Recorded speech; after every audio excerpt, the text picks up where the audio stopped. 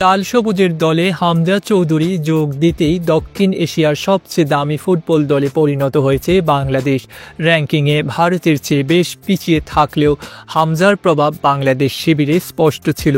ভারতের মেঘালয়ের রাজধানী শিলংয়ে মঙ্গলবার 25 মার্চ সন্ধ্যায় এএফসি এশিয়ান কাপের বাছাই পর্বে ওই প্রভাব কাজে লাগিয়ে শুরু থেকে শেষ মিনিট পর্যন্ত গোলের সুযোগ তৈরি করেছে বাংলাদেশ, কিন্তু একের পর এক সুযোগ হারিয়ে গোল শূন্য সমতা করেছে হাবিয়ের কাবরেরার দল।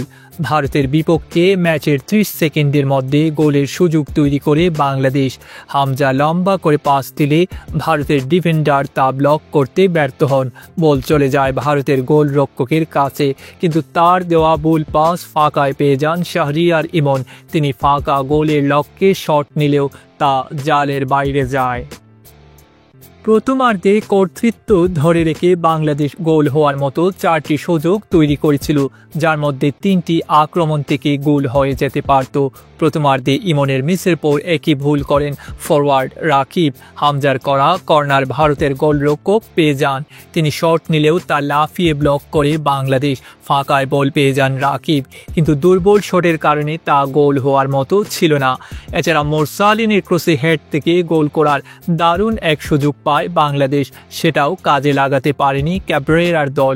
দ্বিতীয়ার্ধেও সুযোগ তৈরি করেছিল বাংলাদেশ, বিশেষ করে শেষ সময়ে বক্সের বাইরে থেকে জোরের ওপর নেওয়া শটটি ভারতের গোলরক্ষক দারুণ দক্ষতায় ফেরান। শেষ মিনিটেও গোল মুখে পাওয়া বল পোস্টের ওপর দিয়ে উড়িয়ে মারে বাংলাদেশ। অভিষেকে হামজা তার কাজটি ঠিকমতোই করেছেন। ভারতকে আক্রমণেই উঠতে দেননি তিনি। হামজা চৌধুরী বাংলাদেশ দলে খেলার সিদ্ধান্ত নেওয়ায় অবসর ভেঙে ফেরেন সুনীল ছেত্রী। ভারতীয় স্ট্রাইকারকে মার্কিং করার দায়িত্ব ছিল হামজার। তাকে বোকা বানিয়ে সুনীল কোনো সুযোগই তৈরি করতে পারেননি। এছাড়া মাঠে একটা ডুয়েলও হারেননি। প্রিমিয়ার লিগে খেলার অভিজ্ঞতা সম্পন্ন হামজা। প্রতিপক্ষের ফুটবলাররা তার থেকে একটা বলও কেড়ে নিতে পারেননি, বরং বলের লড়াইয়ে যে কবার হামজা গেছেন প্রতিটি জিতেছেন তিনি।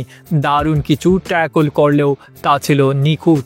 রেফারি ফাউল ডাকার বা কার্ড দেওয়ার মতো সুযোগই পাননি। বুদ্ধিদীপ্ত কর্নার কিক নিয়েছেন তিনি।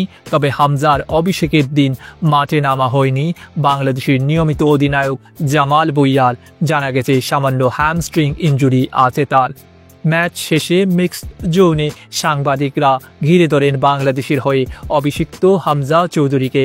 তার কাছে যা প্রত্যাশা ছিল পূরণ করেছেন পুরোপুরি। নিজের ও দলের পারফরম্যান্সে হামজা উচ্ছ্বসিত, তবে জয়টা বাংলাদেশের প্রাপ্য ছিল বলেই মনে করেন হামজা। তিনি বলেন, আমরা কিছু মিস করছি। ফুটবলে মিস হতেই পারে, ইংলিশ প্রিমিয়ার লিগেও মিস হয়, ফলে এটা আমাদের মেনে নিতে হবে। জাতীয় সঙ্গীত যখন বাজে সেই সময়ের অনুভূতির হামজার মুখে যেন একটু অন্যরকমই শোনালো। প্রথমবারের মতো এমন অনুভূতি তাকে ভালো খেলতে আরও উজ্জীবিত করছে। দেশবাসীকে ঈদের শুভেচ্ছা জানিয়ে হামজা বলেন, বাংলাদেশের হয়ে খেলতে পেরেছি, এতে আমি গর্বিত। তবে এক ড্রতেই শেষ নয়, আমরা অনেক দূর যেতে চাই। ডেস্ক রিপোর্ট, আধুনিক কাগজ।